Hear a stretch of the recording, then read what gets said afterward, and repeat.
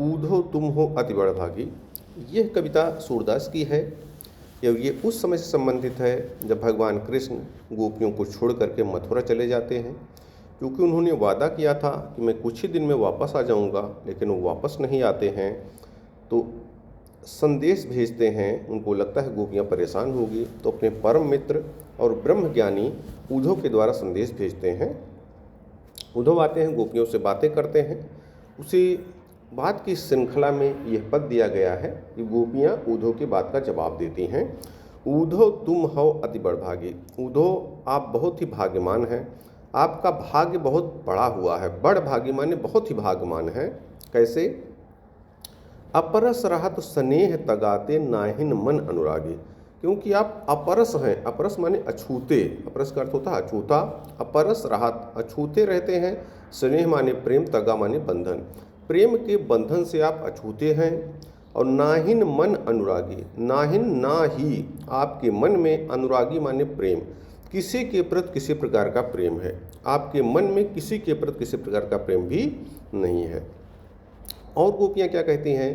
पुरैन पात रहत जल भीतर। पुरैन पात माने कमल का पत्ता। जिस प्रकार से पुरैन पात रहत माने रहता है जल भीतर, जल के भीतर, जिस प्रकार से कमल का पत्ता जल के भीतर रहता है, ता रस देह न दागे। लेकिन पानी का कोई भी दाग उसके शरीर पर नहीं पड़ता, कोई भी रस उसके शरीर पर नहीं पड़ता, कमल पर कोई दाग नहीं पड़ता।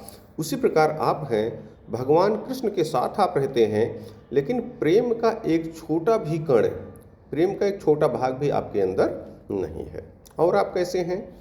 ज्यों जल माह तेल की गागर। जिस प्रकार से तेल लगी हुई गगरी या तेल से भरी हुई गगरी जल के मध्य में रहती है, लेकिन बूंद न ताको लागे, लेकिन उसको एक भी बूंद पानी की नहीं लगती है। आप देखेंगे अगर किसी बर्तन में तेल लगा दीजिए और उसके ऊपर पानी डालिए, पानी उस पर टिकता नहीं है। उसी प्रकार से आप हैं, गोपियाँ कहें उसी प्रकार से आप हैं। जिस प्रकार से जल के मध्य में तेल लगी हुई गगरी रहती है, लेकिन उसको एक भी बूंद तेल की नहीं लगती है। प्रीत नदी में पाँव न बोर्यो दृष्टि न रूप रागे। प्रीत नदी, प्रेम रूपी नदी में पाँव न बोर्यो माने डुबोना, पाँव माने पैर। प्रेम रूपी नदी में आपने कभी अपना पैर नहीं डुबोया। दृष्टि न रूप पर आगे, और ना ही आपकी दृष्टि, आपकी नजरें, रूप माने रूप, सौंदर्य, परागी माने मोहित होना, किसी के रूप पर मोहित हुई। आपकी नजरें किसी के रूप पर भी मोहित नहीं हुई, इसलिए आप भाग्यमान हैं। फिर गोपियाँ कहते हैं सूरदास के शब्दों में, सूरदास अबला हम भोरी गुर चाटी ज्यों पागे। कि हम तो अबला हैं, बलहीन हैं और भोले भाले हैं। हम तो उस चींटी के समान हैं जो गुड़ से चिपटी रहती है, जो पागी, जो गुड़ के ऊपर चिपटी रहती है।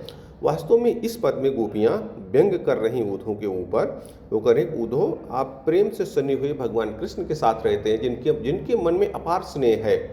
आप ऐसे दोस्त के साथ रहते हैं, लेकिन स्नेह का जरा सा भाग में, जरा सा भी उसका अंश आपके अंदर नहीं है, इसलिए आप बहुत भाग्यमान हैं। वास्तव में गोपियाँ व्यंग कर रही हैं। यहाँ पर व्यंगोक्त है, व्यंगोक्त अलंकार भी है, तो गोपियाँ उनको व्यंग कर रही हैं उद्धव को, कि उद्धव आप भाग्यमान नहीं हैं, क्योंकि आप ऐसे आदमी के साथ रह करके भी उसके बंधन से, उनके गुणों से आप अछूते हैं। तो ये था पहले पद का अर्थ। अगले वीडियो में दूसरे पद का अर्थ भी बताएंगे।